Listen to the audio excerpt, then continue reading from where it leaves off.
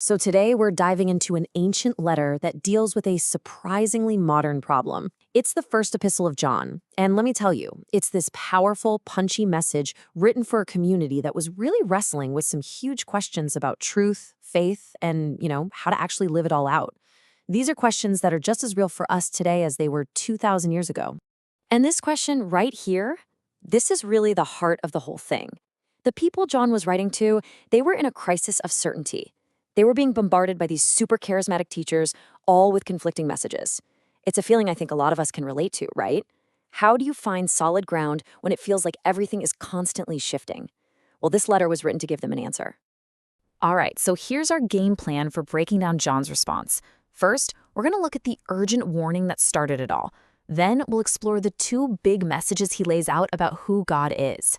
From there, we'll see how to actually put that faith into practice, which all leads up to the ultimate goal, this incredible promise of assurance in your faith.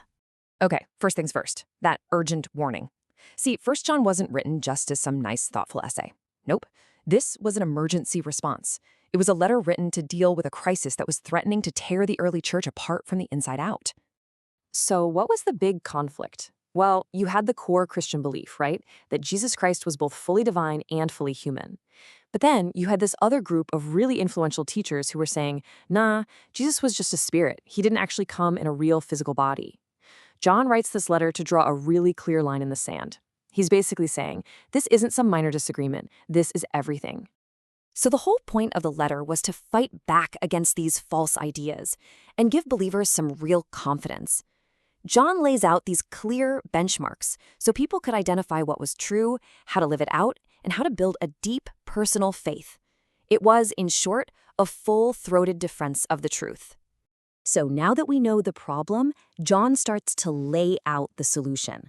And he doesn't kick things off with a long list of rules. He starts with the very nature of God, using this incredible, powerful metaphor. God is light. And he signals this big idea with a very specific repeating phrase. This is the message. You should think of it like a signpost he plants in the text, telling the reader, hey, pay attention, this is a really big deal. It's a clever way to structure his whole argument.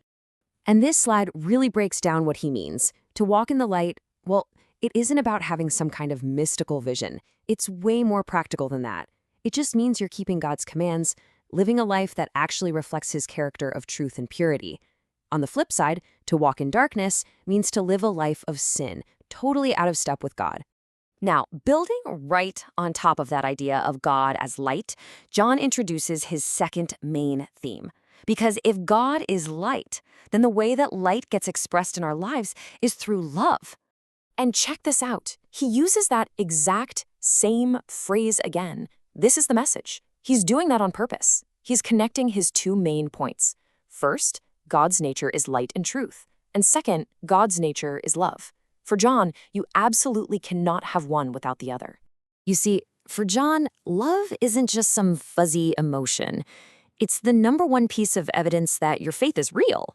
He basically argues that there is no way you can claim to love God, who you can't even see, if you don't love the people right in front of you, who you can see. It's the defining sign of genuine faith. So that brings us to the really practical part. I mean, it's one thing to understand that God is light and God is love, but how does that actually change how you live your life day to day? How do you know if you're even on the right track? Well, John doesn't leave anyone guessing. He gives this wonderfully clear three-part test for genuine faith. Number one, are you actually trying to obey God's commands? Number two, is there a real, genuine love for other people in your life? And number three, is your life starting to look more and more like God's own character?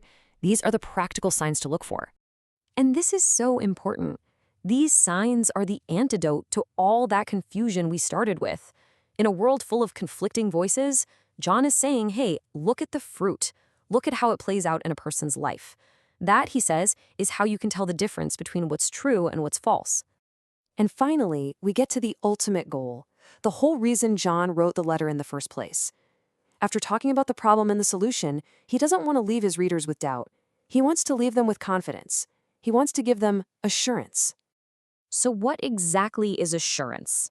Well, it's this deep-seated confidence. It's the big shift from just hoping you're in a right relationship with God to actually knowing that you are and knowing that you have eternal life because of what He's done. And this right here is the foundation for all of it. John says it so clearly. The reason for this confidence isn't because we're perfect, not at all. It's because of our faith in who Jesus is and what He did. Because Jesus is the Son of God, anyone who believes in Him has eternal life. That's the bedrock promise of this whole letter. And that leaves us with this final question to think about. John wrote this for a specific community facing their own unique challenges. But his message, to test everything, to walk in God's character of light, and to let love be the ultimate sign of our faith, that's timeless. So in our world of digital misinformation and crazy echo chambers, what does it mean for us, right here and now, to really live in that light and love?